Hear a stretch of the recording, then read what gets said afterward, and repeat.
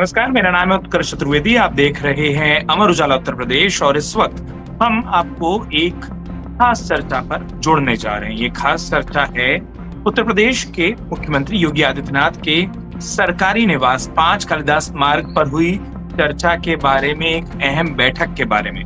उस बैठक में संघ के, उत्तर प्रदेश भाजपा के, उत्तर प्रदेश सरकार के वो तमाम बड़े चेहरे जिन्हें हम अक्सर देखते हैं वो मौजूद थे। लेकिन इस बैठक में क्या कुछ हुआ, क्या निकल कर आया, किन मुद्दों पर बात हुई, सहमति बनी, नहीं बनी, सहमति की जरूरत क्यों पड़ी, क्या टेम्पो सामान्य था, क्या ये कोई सामान्य बैठक थी, रूटीन था, क्या कुछ खास था, ढेर सारे कयास लग रहे हैं। उत्तर प्रदेश में सरकार के चेहरे से लेकर उत्तर प्रदेश में भारतीय जनता पार्टी के चेहरे तक की बातें आ रही है जो इसमें डिस्कस हुई। इसलिए मुझे लगा कि इस पूरे विषय पर हमें किसी एक ऐसे शख्स से बात करनी चाहिए जिनको बहुत कुछ इनसाइट पता है। और मैं इस चर्चा में स्वागत करता हूं समीर सौगाकर सर का। सर, बहुत बहुत स्वागत आपका। और अपने दर्शकों को बता दूं कि मैं मजबूर हो गया हूं आपके ट्वीट के कारण कि आपको इस चर्चा में जरूर जोड़ा जाए। मतलब उस ट्वीट ने बता दिया कि काफी कुछ उन सरकारी दीवारों के अंदर से आपके पास निकल कर बाहर आ गया है, इसको अंदर रखने की बहुत कोशिश हुई थी। पहला सवाल तो सर यही है कि मुख्यमंत्री निवास में जो चर्चा हुई है, जो बैठक हुई है, क्या ये रूटीन बैठक है? क्या इसे सिर्फ संघ, सरकार और संगठन का समन्वय माना जाए, या ये किसी परिस्थिति के कारण से, विशेष कारण से हुई? देखिए उत्कर्ष, अगर ये उत्तर प्रदेश में जो कल बैठक हुई है मुख्यमंत्री आवास पर, वो बहुत सामान्य बैठक नहीं थी, औपचारिक बैठक है जिसे कहते हैं कि रूटीन की बैठक नहीं है। इसके दो कारण हैं, ये रूटीन की बैठक क्यों नहीं और ये बैठक विशेष महत्व क्यों है। क्योंकि देखिए अभी तक उत्तर प्रदेश का प्रदेश अध्यक्ष का तय नहीं हो पाया, 1 साल से पेंडिंग है उत्तर प्रदेश में किसको प्रदेश अध्यक्ष बनाना है, और दूसरा भारतीय जनता पार्टी के राष्ट्रीय अध्यक्ष का भी चुनाव होना है, तय होना है कौन होना है। तो निश्चित रूप से दोनों मामलों में उत्तर प्रदेश अपनी बड़ी भूमिका निभाता है, चाहे वो प्रदेश अध्यक्ष में तो उत्तर प्रदेश की भूमिका रहेगी और राष्ट्रीय अध्यक्ष में भी उत्तर प्रदेश की एक अलग भूमिका रहती है। और ऐसा हो नहीं सकता कि बिना उत्तर प्रदेश का अध्यक्ष बनाए आप सीधे राष्ट्रीय अध्यक्ष का चुनाव कर ले और राष्ट्रीय अध्यक्ष बना दे। ठीक है, आपके पास जो आधे से ज्यादा राज्यों में प्रदेश अध्यक्ष होना चाहिए वो आपके पास है, लेकिन चूंकि प्रधानमंत्री खुद वाराणसी सांसद आते हैं, इतना बड़ा प्रदेश है, 80 सांसद देने वाला प्रदेश है, आपका संगठन वहाँ इतना मजबूत है, और प्रधानमंत्री अगर राष्ट्रीय परिषद के वहां से चुनकर नहीं जाएंगे, वो राष्ट्रीय अध्यक्ष की भूमिका नहीं होगी, तो ये गलत मैसेज जाएगा। तो तय था कि लंबे समय से जो पेंडिंग है उसे किया जाए।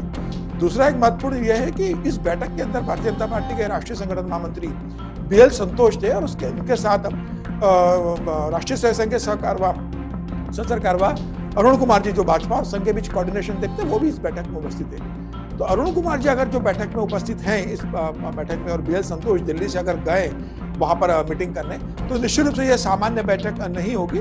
इस बैठक में जरूर बड़ी चर्चा हुई थी और वो हुआ भी, यह सामान्य बैठक नहीं थी। निश्चित रूप से ये एक प्रदेश अध्यक्ष को लेकर चुनाव होना था, तय होना था। नाम लगभग शॉर्टलिस्ट पार्टी ने कर लिए थे, केंद्रीय नेतृत्व ने। अब बस ये था कि जो प्रदेश के मुखिया है, मुख्यमंत्री है, उनकी सहमति उनमें से किस नाम पर है, ये देखना था कि जिस नाम पर केंद्रीय नेतृत्व सहमत है, क्या उस नाम पर मुख्यमंत्री सहमत है, या मुख्यमंत्री जिस नाम पर सहमत है, क्या उस पर केंद्रीय नेतृत्व की सहमति है। तो ये इस बात पर मुझे लगता है कि चर्चा हुई होगी। और जब BL संतोष जी दिल्ली से गए हैं तो दिल्ली से वो नाम लेकर ही गए होंगे कि जिसके नाम पर दिल्ली ने मोहर लगा दी होगी। अब वो उन्होंने कोशिश की होगी कि मुख्यमंत्री उस पर अपनी सहमति दे दे, और उसको क्यों बनाया जा रहा है उसके पीछे का कारण भी BL संतोष ने बताया होगा कि जातिगत समीकरण क्या है संगठन के हिसाब से 2017 के चुनाव को लेके। और जो BL संतोष ने कारण बताए होंगे वही कारण मुख्यमंत्री ने भी बताए होंगे कि 2017 का चुनाव है, तो मैं मुख्यमंत्री हूं, तो मुझे हिसाब से संगठन और सरकार के अंदर में बहुत फर्क नजर नहीं आना चाहिए। सरकार और संगठन मिलकर चलना चाहिए, और मिलकर तभी चलेंगे कि जब मुख्यमंत्री के मन का अध्यक्ष होगा तो संगठन और सरकार साथ में चलेंगे। तो ये तमाम चीजें उस बैठक में हुई थी, और मुझे लग रहा है कि मुख्यमंत्री ने भी अपना पक्ष रखा है। अब BL संतोष दिल्ली आकर अपनी रिपोर्ट देंगे, तो फिर क्या मुख्यमंत्री का मन रखा जाता है या दिल्ली का मन रखा जाता है, क्या दोनों को मिलाकर कोई तीसरा नाम निकल कर आता है, बस ये देखने वाली बात होगी। लेकिन ये तय है कि अब कुछ ही दिनों में मुझे लगता है कि 10 से 12 दिसंबर के पहले उत्तर प्रदेश को प्रदेश अध्यक्ष मिल जाएगा। वैसे भी भारतीय जनता पार्टी सर खरमास या इस तरीके की चीजों पर विश्वास करती है, तो वो दिसंबर के मध्य में वो शुरू हो रहा है। तो ये हम भी मानकर चल रहे हैं कि अगर कोई नाम आएगा तो दिसंबर के मध्य से पहले जो तारीख आपने बोली। लेकिन जैसा आपने कहा, मेरा अगला सवाल वही है, मैं प्रदेश अध्यक्ष के सवाल को थोड़ा छोड़ता हूँ। इस बैठक में जो हमारे पास जानकारी छन कर आई थी वो ये था कि प्रदेश में SIR एक बड़ा मुद्दा है, संघ अपने कई कार्यक्रम कराना चाहता है जिसमें हिंदू सम्मेलन है और उसमें मुख्यमंत्री योगी आदित्यनाथ एक मुफीद चेहरा होते हैं। इस तरीके के नाम के साथ जब सम्मेलन हो रहे हैं और उसमें एक ऐसा मुख्यमंत्री जिनकी पहचान देश भर में कि वो उस भगवे को धारण करके जब निकलते हैं और हिंदू सम्मेलन में अगर वो जाएंगे तो वो एक अलग मोमेंटम क्रिएट होगा, खासतौर पर चुनावी साल में जब आप चुनावी की साल की ओर बढ़ रहे होंगे। एक तीसरी चीज जो हमारे पास जानकारी निकल कर आई थी सर, वो ये भी थी कि एक कोऑर्डिनेशन, कई मंत्री कई विधायक अलग सुर में बात करते हैं, कई बार ऐसे मैसेज मिलते हैं या हमने वो उदाहरण देखे हैं कि कैबिनेट की बैठकों में उप मुख्यमंत्री नाराज होकर नहीं जाते, कभी उनका नाम डिस्प्ले नहीं होता। जो गैप है उनको भरने की बात, और ये कई बार ये बात आ चुकी है कि उत्तर प्रदेश में गैप भरे जाएं। आपने भी अपने जवाब में एक लाइन कही कि दिल्ली का जो मन है और यूपी का जो मन है वो आपस में मिलता है, सहमत होता है या एक दूसरे के प्रति माना जाता है। तो क्या दो अलग अलग मन भारतीय जनता पार्टी में खासतौर पर उत्तर प्रदेश को लेकर चलते दिखाई देते हैं उत्तर प्रदेश के अंदर, और दिल्ली बनाम उत्तर प्रदेश के? निश्चित रूप से मुझे लगता है कि फिलहाल मतभेद तो है उत्तर प्रदेश में और दिल्ली के बीच में, और यही कारण रहा कि एक साल से अगर आप देखेंगे तो प्रदेश अध्यक्ष का घोषणा नहीं हो पाई है। तो ठीक है, एक एसआईआर एक बात हो सकती है, लेकिन एसआईआर इतना बड़ा मुद्दा नहीं है। एसआईआर तो 4 नवंबर से शुरू हो चुका है ना। एसआईआर के लिए क्या अरुण कुमार जी का बैठना जरूरी है? एसआईआर के लिए क्या बी एल संतोष जी का मुख्यमंत्री के साथ अकेले में बैठना जरूरी है? एसआईआर तो जिलाध्यक्षों का क्षेत्र है, बूथ लेवल का काम है। तो ये संगठन के सभी लोगों के साथ बैठकर उसका चर्चा होगी। सिर्फ सीएम के बीच में और 2 राष्ट्रीय पदाधिकारियों के बीच में एसआईआर की बात तो नहीं होगी ना। तो वैसे भी भारतीय जनता पार्टी ने, अगर आप देखोगे तो 98 जो उत्तर प्रदेश के जिलाध्यक्ष में से शायद 84 का डिक्लेयर कर दिया है। तो जब ये बैठक होगी तो जिलाध्यक्षों को लेकर होगी कि भाई आपको काम करना है। बाकी उपाध्यक्षों से बात होगी, बाकी संगठन के लोगों से होगी कि आप अपने बीएलए के साथ मिलकर काम कीजिए। ये इतना बड़ा मुद्दा नहीं है कि जिसके लिए बंद कैमरे में मुख्यमंत्री बैठे हैं, जिसकी बीएल संतोष बैठे हैं और अरुण कुमार जी बैठकर चर्चा करें। यह एक कहा गया है कि ठीक है एसआईआर पे हुआ और एसआईआर पे 5 मिनट की बात हुई होगी, लेकिन जो मेन बात थी कि जिसके लिए बीएल संतोष आए थे वो निश्चित रूप से प्रदेश अध्यक्ष को लेकर थी। प्रदेश में जिस तरीके से शायद चल रहा है लगातार, मतलब उत्तर प्रदेश चर्चा में बना रहता है लगातार, लेकिन चर्चा बनी रहती है।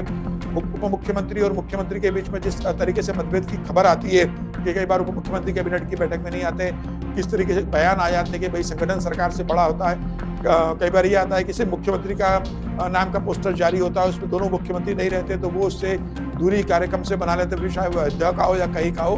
तो इस तरीके की चीजें मुझे लगता है हुई है। और फिर ये भी रहा होगा कि अब 2027 के लिए बहुत लंबा समय नहीं है।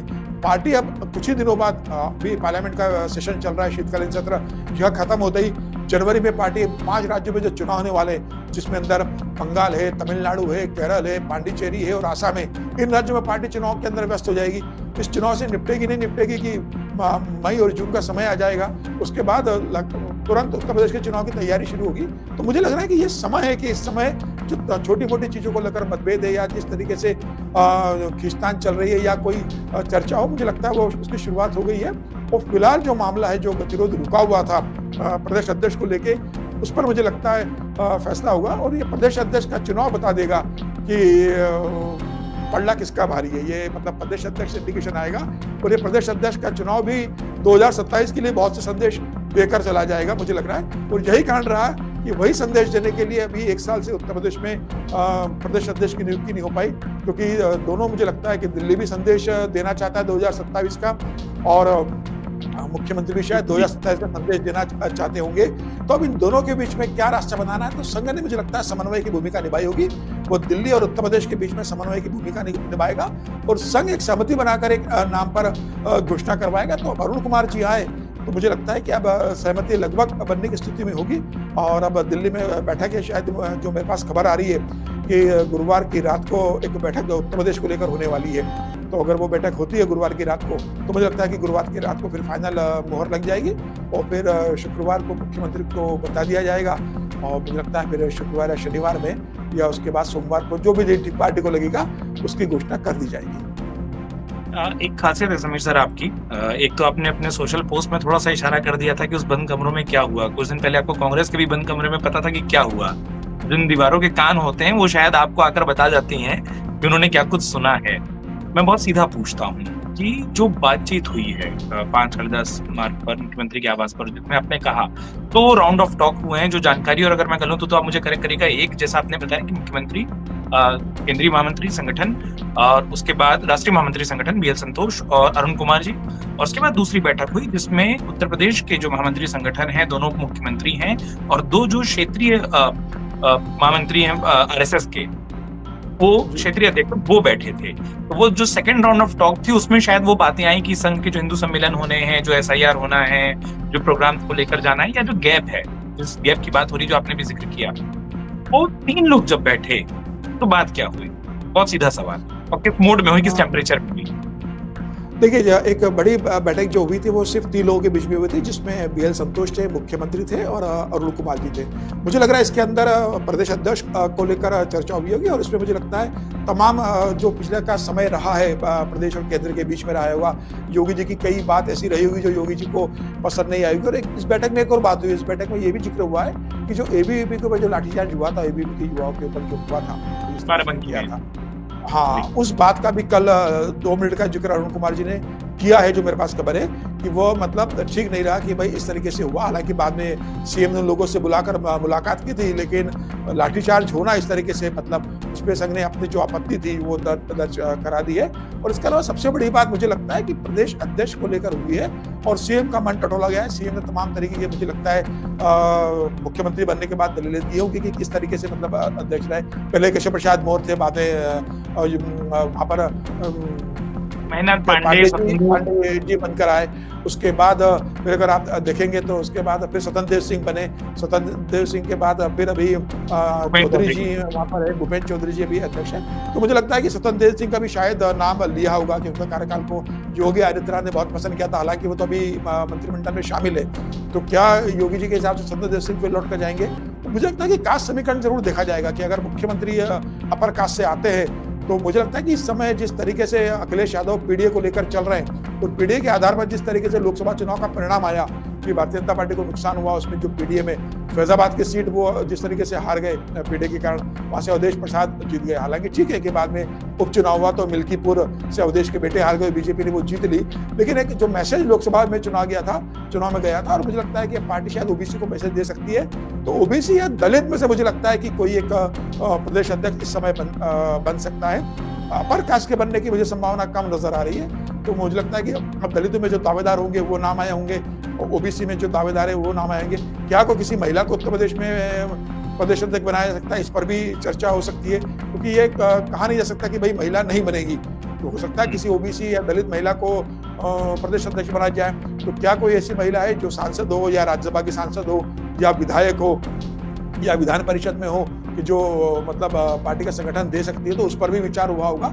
मुझे लगता है कि उत्तर प्रदेश में इस बार अगर कोई अध्यक्ष बनता है तो मेरे हिसाब से ओबीसी या दलित पर पार्टी फोकस करेगी। 2027 के चुनाव पीडीए जो अखिलेश यादव लेकर चल रहे हैं उसको भी देखते हुए, और 2029 के लोकसभा चुनाव को भी देखते हुए, कि 2027 के चुनाव के बाद कोई एकदम से अध्यक्ष बदला नहीं जाएगा। तो मुझे लग रहा है हो सकता है अभी जो अध्यक्ष बने उसी के नेतृत्व में 2029 का लोकसभा चुनाव भी हो। तो मुझे लग रहा है 27 और 29 के लोकसभा को देखते हुए, 27 का विधानसभा और 29 का लोकसभा देखते हुए किसी ओबीसी या दलित पर भारतीय जनता पार्टी फैसला कर सकती है। एक चीज जो आपने एक शब्द बोला, उसके बाद फिर आप अध्यक्ष के समीकरण पर आ गए। आपने कहा कि क्योंकि वो बाराबंकी वाली बात आ गई थी लाठीचार्ज की, आपने कहा कि जैसे अरुण कुमार जी ने अपनी एक नाराजगी उस बात पर जाहिर की, आपने कहा कि योगी जी ने भी कुछ बातों पर नाराजगी जाहिर की। किस बात पर, अगर वो जानकारी आई हो तो? देखिए, मुझे लगता है कि योगी जी ने अपनी बात रखी, और जिस तरीके से तमाम तरीके से चर्चाएं चलती रहती है, भाई संगठन के अंदर चलती है, दिल्ली में चलती है कि भाई कई बार ये कहा जाता है कि योगी जी दिल्ली आए तो क्यों बुलाया गया है, क्या संगठन से क्या उनका इस्तीफा होने वाला है, क्या कुछ परिवर्तन होने वाला है। ये कहा जाता है कि भाई योगी के कारण प्रदेश अध्यक्ष का चुनाव नहीं हो पा रहा है। ये कहा जाता है कि भाई अमित शाह जी और योगी जी के बीच में किस्तान चल रही है। ये कहा जाता है कि भाई केशव प्रसाद मौर्य को किसका सहयोग और समर्थन है, जिसके कारण केशव प्रसाद मौर्य को क्या योगी के सक्सेसर के रूप में देखा जा रहा है कि भाई योगी को हटा के केशव प्रसाद मौर्य को बनाया जाएगा। तो इस तरह की तमाम तरह की चर्चाएं चल रही थी और चल रही होगी। तो योगी जी ने अपनी नाखुशी जाहिर की होगी। हो सकता है योगी जी ने यह कहा उस बैठक के अंदर कि भाई इस तरीके से चर्चाएं नहीं होना चाहिए, सरकार की छवि संगठन की खराब होती है और कार्यकर्ताओं में गलत संदेश जाता है। अगर 2027 का चुनाव मेरे नेतृत्व में लड़ना है, योगी जी के नेतृत्व में लड़ना है, तो फिर पार्टी उसी तरीके से उन्हें फ्री हैंड दे कि जी वो मतलब सरकार उस संगठन को बेहतर तरीके से लेकर जा सके। क्योंकि उनका काम अच्छा है तो उनके काम को संगठन जमीन स्तर पर लेके जाए, और एक चेहरे के रूप में कि भाई सरकार का का जो मुखिया है वो भी लगभग संगठन का मुखिया ही, संगठन का प्रदेश अध्यक्ष जरूर बनेगा, लेकिन मुखिया जो रहेगा वो योगी आदित्यनाथ के नेतृत्व में ही चुनाव लड़ा जाएगा। जैसे आप मध्य प्रदेश में आप लंबे समय देखते हैं, शिवराज सिंह चौहान रहे प्रदेश अध्यक्ष, तमाम बनते रहे, लेकिन चेहरा शिवराज सिंह चौहान रहे। उन्हीं का गुजरात में अगर आप देख सकते हैं कि नरेंद्र मोदी मुख्यमंत्री रहे, तो वहाँ कोई भी संगठन मंत्री हो, प्रभारी कोई हो, नरेंद्र मोदी प्रमुख चेहरा रहे। तो मुझे लगता है योगी आदित्यनाथ चाहते होंगे कि भाई मैं इतना कर रहा हूँ 2017 से लेकर लगातार, और अब 10 साल होने को और है, जब चुनाव में जाएंगे तो 10 साल हो जाएंगे मुझे, तो जब मुझे ही अगर नेतृत्व चुनाव लड़ना है तो पार्टी मुझे उतना फ्री हैंड उस चेहरे के रूप में मुझे लेकर जाए, संगठन और सरकार मेरे हिसाब से मैनेज करे, तो मैं ज्यादा बेहतर तरीके से परफॉर्म कर पाऊंगा। तो मुझे लगता है उन्होंने अपनी ये बात रखी होगी, और उन्होंने शायद ये भी कहा होगा कि अगर पार्टी को लगता है कि भाई मैं नहीं हूं तो पार्टी डिसीजन भी ले सकती है, मैं उसके लिए भी तैयार हूं। लेकिन इस तरीके से डावाडोल स्थिति हो, चर्चा हो, मतलब लोग चटकारे ले, उसके व्हाट्सएप पे मैसेज चले और तमाम तरह की, कोई भी दिल्ली जाए तो नए समीकरण निकलने की चर्चा हो, इस तरह की बातचीत नहीं होना चाहिए। लगता है मुझे उन्होंने अपनी बात ये रखी होगी पार्टी के सामने। बिल्कुल अंतिम जो मैंने कहा था कि जो मैं सेकंड पार्ट रखना चाहूंगा सर, वो ये कि क्या कोई नाम है जो प्रदेश अध्यक्ष की दौड़ में है, और अगर नाम नहीं तो एक इशारा ये मैं साफ साफ पूछना चाहता हूँ, अगर जैसे आपने कहा कि कुछ फेवरेट हैं दोनों ही गुटों में, क्या जो उत्तर प्रदेश सरकार में मौजूदा मंत्री हैं उनमें से कोई अध्यक्ष बनेगा, या जो मंत्रिमंडल है वो वैसा रहेगा और जिम्मेदारी किसी, जो आपने कहा कि ओबीसी या दलित वर्ग को देखते हुए वहां से आएगी, लेकिन शायद जो कोई ऐसा चेहरा होगा जो अब तक अध्यक्ष नहीं रहा, क्या, और सीधा पूछूं, जो अध्यक्ष रह चुके हैं उत्तर प्रदेश भाजपा के वो फिर से अध्यक्ष हो सकते हैं या नया अध्यक्ष आएगा? देखिए उत्कर्ष, सारे समीकरण ओपन है, मतलब सारी चीजें ओपन है, लेकिन मैं वो जो आपसे कह रहा हूँ कि जो अध्यक्ष बनेगा वो बहुत कुछ संदेश दे देगा उत्तर प्रदेश की राजनीति के लिए और केंद्र की राजनीति के लिए भी। तो मुझे लग रहा है कि जो अभी तक डिक्लेयर नहीं हुआ इसी कारण नहीं हो पाया, इसी में उत्तर प्रदेश का अध्यक्ष तय नहीं होने वाला है। ये उत्तर प्रदेश के भविष्य की राजनीति के लिए भी बहुत से संकेत देकर जाएगा कि कौन अध्यक्ष बन रहा है। देखिए मुझे लगता है कि योगी आदित्यनाथ ने अपने नाम दिए होंगे, लेकिन योगी आदित्यनाथ ने कुछ ऐसे नाम भी बताए होंगे कि वो उन्होंने कहा होगा कि ये नाम मुझे हरगिज़ से स्वीकार नहीं होंगे अध्यक्ष के रूप में। कौन होंगे वो नाम उन्होंने दिए होंगे कि इस नाम पे सहमति है, लेकिन किस नाम पे सहमति नहीं है उस पर भी उन्होंने मुझे लगता है अपनी बात रखी होगी। वो केंद्रीय नेतृत्व भी जानता होगा किस नाम पर वो सहमत नहीं होंगे। तो क्या केंद्रीय नेतृत्व योगी आदित्यनाथ की इच्छा के खिलाफ उसको अध्यक्ष बनाते हैं? इतना सीधा टकराव उत्तर प्रदेश की राजनीति में हमें देखने को मिलेगा? मुझे इसकी संभावना कम नजर आती है। फिलहाल पार्टी योगी आदित्यनाथ को भरोसे में लेकर चलेगी, और जिसका बार बार चल रहा है कि जो अभी पहले अध्यक्ष रह चुके हैं और अभी बड़े पावरफुल लीडर है और अभी योगी सरकार में मंत्री भी है, वह कहा जा रहा है कि शायद वो बनेंगे, या तो राष्ट्रीय अध्यक्ष बनेंगे या प्रदेश अध्यक्ष। तो मुझे इसकी संभावना कम नजर आ रही है कि वो प्रदेश अध्यक्ष बनेंगे। इतना मुझे लगता है कि एक तलवार, मतलब वो कहते हैं ना कि दो तलवारें एक म्यान में नहीं रह सकती। हाँ, वो एक म्यान में दो तलवारें नहीं रह सकती। तो वो स्थिति चुनाव के मुहाने पर मुझे लगता है भारतीय जनता पार्टी ऐसी स्थिति नहीं करेगी, क्योंकि योगी आदित्यनाथ की वर्किंग सबको पता है, काम करने का तरीका किस तरीके से वर्किंग है उनकी। तो मुझे लगता है कि संगठन ऐसा निर्णय फिलहाल नहीं लेगा, इसकी संभावना मुझे कम नजर आती है। हो सकता है कि कोई ऐसा हो कि ना केंद्र का हो ना प्रदेश का हो, और दोनों कोई संघ का पसंद हो और वो बन जाए, जैसे संघ ले और दोनों जैसे स्वीकार कर ले कि संघ की पसंद है, तो कोई नया चेहरा आ जाए जो किसी लॉबी का नहीं हो, ना केंद्र के गुट का हो ना प्रदेश के गुट का हो, तो किसी नए चेहरे को प्रदेश अध्यक्ष बना दिया जाए। लेकिन फिर प्रश्न ये भी है कि क्या वो नया प्रदेश योगी आदित्यनाथ जैसे एक मतलब बहुत लोकप्रिय और बड़े मुख्यमंत्री के हिसाब से चलेगा कि नहीं चलेगा? मतलब जो भी प्रदेश अध्यक्ष बनेगा उसके लिए मुझे लगता है कि योगी आदित्यनाथ से चलना एक मजबूरी भी होगी, क्योंकि कोई भी प्रदेश अध्यक्ष बने, आज मुख्यमंत्री के खिलाफ आप जाकर, मतलब संगठन को अलग करके, सरकार को अलग करके आप चुनाव में नहीं जा सकते। ये केंद्रीय नेतृत्व भी जानता है, और भारतीय जनता पार्टी तो वैसे भी संगठन आधारित पार्टी है, संगठन को सर्वोपरि मानती है। तो वह मुझे लगता है कि ऐसी स्थिति उत्पन्न उत्तर प्रदेश में नहीं होने देगी। फिलहाल मुझे लगता है कि एक सहमति का बनेगा, और जहां तक मेरा आकलन है, मुझे लगता है कि योगी आदित्यनाथ का पल्ला फिलहाल प्रदेश अध्यक्ष में भारी पड़ेगा। आप कह रहे हैं भारी, बिल्कुल मैं वैसे तो क्लोजिंग करने जा रहा था, क्या कोई नाम है सर?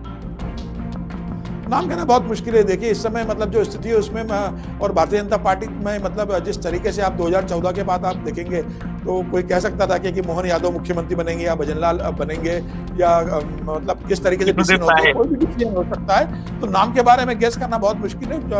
नाम तो 4-5 जो प्रोमिनेंट ले सकते हैं, लेकिन पार्टी ऐसे नामों को लेकर आती है जिनकी आप कल्पना नहीं कर सकते, और संघ भी ऐसे लोगों को आगे करने में इंटरेस्टेड रहता है। तो क्या संघ कोई नया नाम लेकर आता है, भारतीय जनता पार्टी भी किसी छुपे रिश्तों को लेकर आती है, ये देखने वाली बात होगी। तो मुझे लगता है कि अब सहमति बनी होगी और कुछ ही दिनों में इसकी घोषणा हो जाएगी। बहुत शुक्रिया। और जो मैंने कहा कि आपकी जो खूबी है कि जब बंद कमरे में बात होती है तो वो दीवारें जो कान से सुनती हैं, शायद आपको धीरे से बता देती हैं। तो गुरुवार को आपने बताया है मीटिंग होगी, शुक्रवार को हाँ, कोशिश करते हैं उत्तर समीर प्रदेश को सर कि लेकर आपके बैठक साथ। हो रही है, तो और मैं खास यही तौर मैं से चाह उत्तर प्रदेश को लेकर बैठक हो रही है। बिल्कुल, तो शुक्रवार को हम कोशिश करते हैं अगर गुरुवार को देर रात बैठक होनी है तो शुक्रवार को आपका समय फिर मिले, ताकि वो जो दीवारें आपको बताएँ, थोड़ा-सा हम अपने दर्शकों को बता पाएँ।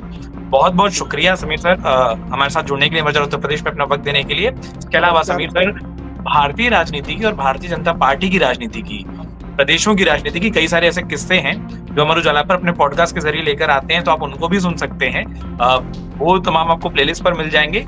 लेकिन अब हम कोशिश करेंगे कि उत्तर प्रदेश की सियासत में जैसे-जैसे हम चुनावी साल की ओर बढ़ रहे हैं, जो भी उठा-पटक हो रही है, संगठन से जुड़ी, चुनावों से जुड़ी, पंचायत चुनाव होने हैं, नए अध्यक्ष के आने के बाद संगठन में बहुत सारे रोल होने हैं और कई बार उनसे मंत्रिमंडल के चेहरे पर भी फेरबदल होना है। जो भी कुछ इनसाइट्स निकले वो आपके लिए हम लेकर आए, सबसे पहले लेकर आए। ये पूरी चर्चा आपको कैसी लगी?